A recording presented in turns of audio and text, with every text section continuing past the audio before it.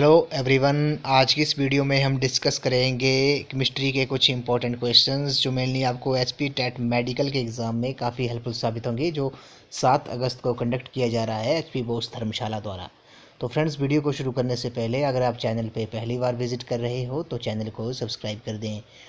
तो फ्रेंड्स, अगर आप एचपी टेट जून 2022 की तैयारी कर रहे हो तो इसके लिए मैंने एक अलग से प्लेलिस्ट बनाई है, जिसका लिंक मैंने डिस्क्रिप्शन बॉक्स में दे दिया है। आप वहां पर जाकर वीडियोस देख सकते हो। तो फ्रेंड्स, वीडियो को शुरू करते हैं। तो पहला प्रश्न है कि hydrogen bomb is based upon. तो जो हाइड्रोजन बॉम्ब होता है वो किसके ऊपर बेस्ड होता है? तो इस क्वेश्चन का जो करेक्ट आंसर है आपका ऑप्शन नंबर ए है, ये न्यूक्लियर फ्यूजन पे बेस्ड होता है। ऑप्शन ए इस क्वेश्चन का करेक्ट आंसर है। तो फ्रेंड्स, ये मैं जितने भी क्वेश्चंस के आपको आंसर बता रहा हूँ इनके आपने शॉर्ट फॉर्म में नोट्स जरूर बना लेने हैं, क्योंकि ये आपको रिवीजन के टाइम काफ़ी हेल्पफुल साबित होंगे। जो अगला प्रश्न है इसमें बोला गया कि which one is called Epsom salt. तो एप्सम सॉल्ट जो कहते हैं वो किसे कहते हैं? ये MgSO4.7H2O को एप्सम सॉल्ट कहते हैं। ऑप्शन नंबर ए इस क्वेश्चन का करेक्ट आंसर है।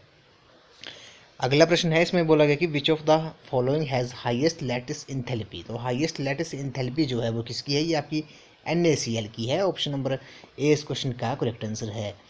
अगला प्रश्न है इसमें बोला गया कि which isotope of hydrogen is radioactive in nature. तो हाइड्रोजन का कौन सा आइसोटोप है जो आपका रेडियो एक्टिव होता है इन नेचर में? तो ये आपका ट्रिटिरियम जो है वो आपका इस क्वेश्चन का करेक्ट आंसर है। ऑप्शन नंबर सी जो है ट्रिटिरियम, इस क्वेश्चन का ये करेक्ट आंसर है। ये आइसोटोप है हाइड्रोजन का जो रेडियो एक्टिव नेचर जो रेडियो एक्टिव होता है। तो ऑप्शन नंबर सी इस क्वेश्चन का करेक्ट आंसर है। अगला प्रश्न है in the periodic table the element with highest electronegativities. तो पीरियोडिक टेबल में कौन सा एलिमेंट है जिसकी हाईएस्ट इलेक्ट्रोनेगेटिविटी होती है? ये आपकी फ्लोरीन की होती है। ऑप्शन नंबर ए इस क्वेश्चन का करेक्ट आंसर है। अगला प्रश्न है इसमें बोला कि what is the bond angle expected for HNH is NH3 molecule. तो बॉन्ड एंगल बताना है हमें HNH NH3 मॉलिक्यूल का। तो ये होता है आपका less than 109 degree but over 90 degree. 90 degree से बड़ा होता है और 109 डिग्री से ये छोटा होता है। तो ऑप्शन नंबर डी इस क्वेश्चन का करेक्ट आंसर है। अगला प्रश्न है, ये काफ़ी इंपॉर्टेंट क्वेश्चन है। इसमें बोला गया कि permanent hardness of water is due to the presence of which salt. तो जो परमानेंट हार्डनेस ऑफ वाटर होती है वो किस कारण होती है, किसकी प्रेजेंस की वजह से होती है? तो ये होती है आपकी both A and C option जो है ये होती है due to presence of chloride salt of calcium and magnesium, और due to the presence of sulphate salts of calcium and magnesium. तो ऑप्शन नंबर डी इस क्वेश्चन का करेक्ट आंसर है।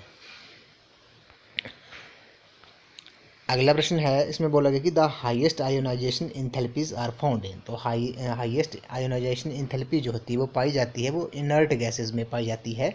ऑप्शन नंबर बी इस क्वेश्चन का correct answer है। अगला प्रश्न है इसमें बोला गया कि विच of the following is a pair of isotones. तो आइसोटोन्स का जो पेयर कौन सा है? ये आपका ऑप्शन नंबर बी जो है ये आपका पेयर है किसका? आइसोटोन का। ये आपने कमेंट सेक्शन में जरूर बताना है कि आइसोटोन्स कौन से होते हैं, किनको आइसोटोन्स कहते हैं। ऑप्शन नंबर बी इस क्वेश्चन का करेक्ट आंसर है। अगला प्रश्न है which of the following transition element is present in vitamin B12 complex. ये काफ़ी इंपॉर्टेंट क्वेश्चन है। तो फ्रेंड्स, इस क्वेश्चन का जो करेक्ट आंसर है वो आपका ऑप्शन नंबर बी है, कोबाल्ट जो है इस क्वेश्चन का राइट आंसर है। कोबाल्ट ट्रांजिशन एलिमेंट है जो प्रेजेंट होता है विटामिन B12 कॉम्प्लेक्स में। अगला प्रश्न है इसमें बोला गया कि the chemical name of vitamin A. तो विटामिन ए का जो केमिकल नेम क्या है? ये आपका रेटिनॉल है। ऑप्शन नंबर ए इस क्वेश्चन का करेक्ट आंसर है। अगला प्रश्न है which of the following is not present in DNA। तो DNA में प्रेजेंट नहीं होता, ये आपका यूरेसिल जो है वो आपका DNA में प्रेजेंट नहीं होता है। ऑप्शन नंबर ए इस क्वेश्चन का करेक्ट आंसर है। अगला जो प्रश्न है इसमें बोला गया कि the clouds are example of which colloids. तो क्लाउड्स जो बादल होते हैं वो किसके एग्जाम्पल होते हैं? तो ये आपके एरोजल कोलाइड्स के एग्जाम्पल होते हैं। ऑप्शन नंबर बी इस क्वेश्चन का करेक्ट आंसर है।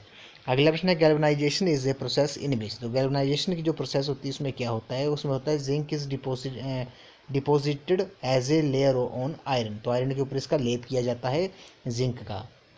तो अगर आपसे पूछा जाए फ्रेंड्स कि जब लोहे को जंग लगता है तो उसका वेट क्या होता है? तो उसका वेट क्या होता है हमेशा आपने याद रखना कि जब लोहे को जब जंग लगता है तो उसका वेट बढ़ जाता है, इंक्रीज़ हो जाता है, ना कि घटता है। तो ये भी आपसे पूछ सकते हैं क्वेश्चन में कि लोहे को जंग लगने पर उसका भार क्या होता है। तो ये आपने याद रखना कि लोहे का जो भार होगा, वेट जो होगा वो बढ़ जाएगा।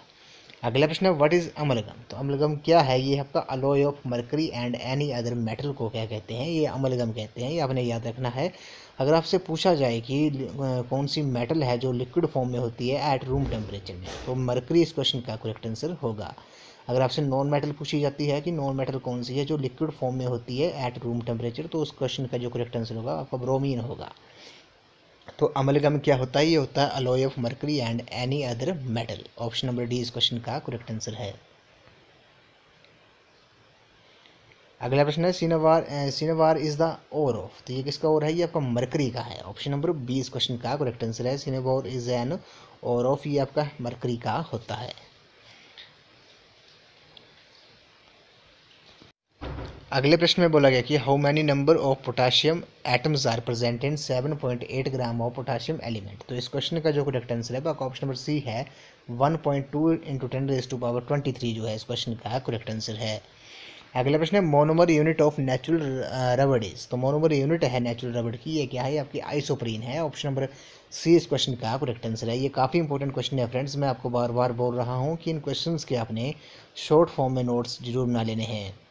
अगला प्रश्न है isotope of which element is used for the treatment of cancer. तो किस एलिमेंट का आइसोटोप का यूज़ किया जाता है कैंसर के ट्रीटमेंट के लिए, तो ये किया जाता है कोबाल्ट के। ऑप्शन नंबर सी इस क्वेश्चन का करेक्ट आंसर है।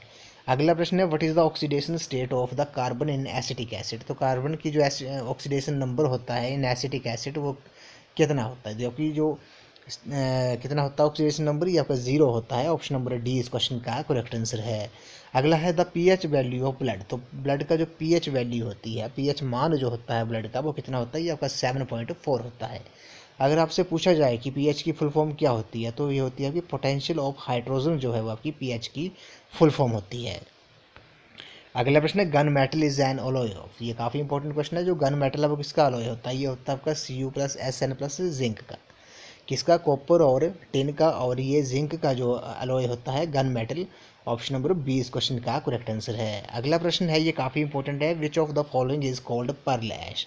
तो पर्ल ऐश किसे कहते हैं, ये K2CO3 जो है, अब क्या ऑप्शन नंबर सी जो है इस क्वेश्चन का करेक्ट आंसर है। K2CO3 को पर्ल ऐश कहते हैं। अगला प्रश्न है व्हाट इज कार्बोजन। तो कार्बोजन किसे कहते हैं, ये होता है a mixture of CO2 and O2 का, ये कार्बन डाइऑक्साइड और ऑक्सीजन का मिक्सचर होता है जिसे कार्बोजन कहते हैं। अगला जो प्रश्न है इसमें बोला गया कि विच of the following is not a green house gas. तो ग्रीन हाउस गैस नहीं है, तो CO जो है वो आपकी ग्रीन हाउस गैस नहीं है। ऑप्शन नंबर ए इस क्वेश्चन का करेक्ट आंसर है। अगला प्रश्न है the angular momentum of 4p electron is. तो एंगुलर मोमेंटम 4p इलेक्ट्रॉन की कितनी होती है, आपकी H/π होगा आपका स्क्वायर रूट में। ऑप्शन नंबर ए इस क्वेश्चन का करेक्ट आंसर है। अगला प्रश्न है which of the following is more acidic. तो मोर एसिडिक कौन सा होगा, ये आपका CH3OH जो है वो आपका मोर एसिडिक होता है और मोर एसिडिक होगा। ऑप्शन नंबर ए इस क्वेश्चन का करेक्ट आंसर है। अगला प्रश्न है CH3COCl गिव्स एक्स किसकी प्रेजेंस में PdS2 और BSO4 की, तो ये क्या देगा, तो एक्स क्या होगा, एक्स आपका CH3CHO होगा। ऑप्शन नंबर ए इस क्वेश्चन का करेक्ट आंसर है। अगला प्रश्न का जो करेक्ट आंसर होगा ये आपका इसका ऑप्शन नंबर सी हो जाएगा। C6H6CHO देगा। ये जब एक्स की जो वैल्यू होगी वो क्या होगी आपकी, एक्स क्या होगा C6H6CHO, ये आपने फिगर से समझ लेना है। इस वीडियो को लास्ट क्वेश्चन है फ्रेंड्स, इसमें बोला गया कि which substance is used as the moderator in nuclear reactor. ये काफ़ी इंपॉर्टेंट क्वेश्चन है। तो कौन सा सब्सटेंस होता है जो यूज़ किया जाता है as a moderator in nuclear reactor. तो इस क्वेश्चन का जो करेक्ट आंसर है वो आपका वो होगा आपका option number D. Both D2 और ग्रेफाइट जो हैं वो आपके सब्सटेंस यूज़ किए जाते हैं moderator in used as moderator in nuclear reactor में। तो D2 जो होता है उसे हैवी वाटर भी कहते हैं। ऑप्शन नंबर डी इस क्वेश्चन का करेक्ट आंसर है। तो कौन से सब्सटेंस होते हैं, ये आपके बोथ D2 और ग्रेफाइट जो हैं वो used as a moderator in nuclear reactor. Option number D इस क्वेश्चन का करेक्ट आंसर है। तो फ्रेंड्स आज की वीडियो में बस इतना ही। आज हमने केमिस्ट्री के कुछ इंपॉर्टेंट क्वेश्चन डिस्कस किए जो आपको मेनली HP टेट मेडिकल के एग्ज़ाम में काफ़ी हेल्पफुल साबित होंगे।